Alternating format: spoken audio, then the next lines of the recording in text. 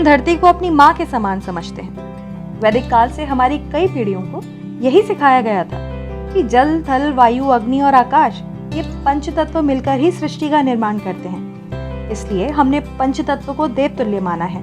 और इन्हें ही क्यों, हमारी संस्कृति में तो पेड़ पौधों में भी देवत्व देखा गया है।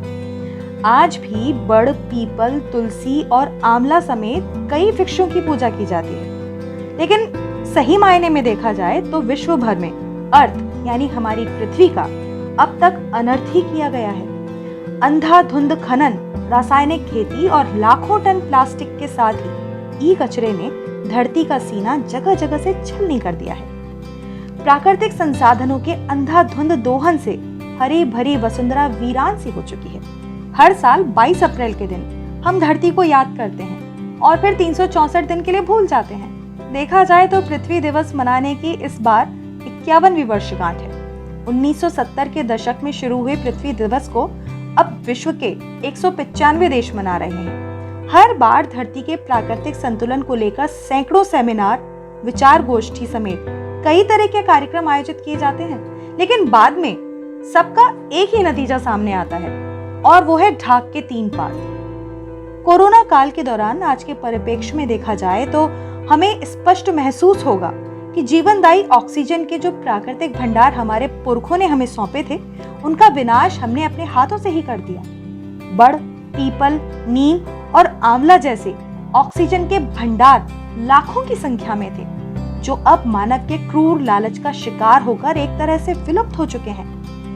पहले हर गांव, मंदिर, ढाणी, शहर, बाजार में पीपल और बरगद जैसे वृक्ष दिखाई देते थे, लेकिन अब ये आगामी पीढ़ी के लिए उदाहरण के तौर पर देखने को ही बचे हैं। आज बड़े बड़े करोड़ों के बंगलों के आगे सजावटी और विदेशी प्लांट तो नजर आएंगे, लेकिन नीम, पीपल और बड़ जैसे पेड़ जो वास्तव में जीवनदायी हैं, कोई नहीं लगाता।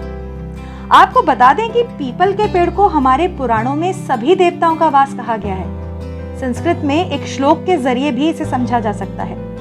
मूलम ब्रह्मा, त्वचा विष्णु, सखा शंकर मेवच, पत्र पत्रेका सर्वदेवानाम, वृक्ष राजाए नमोस्तुते।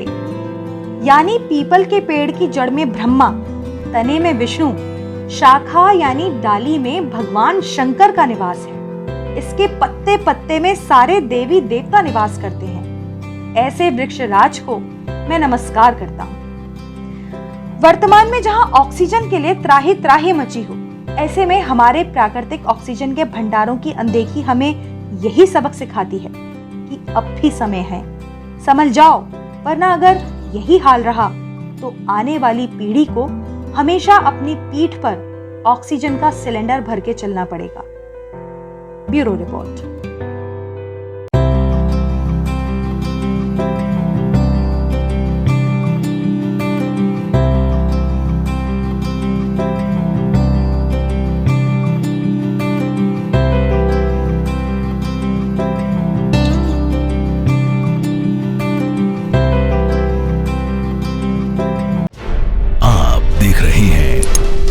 राजकाज.न्यूज, राज की हर खबर से रहिए बाखबर।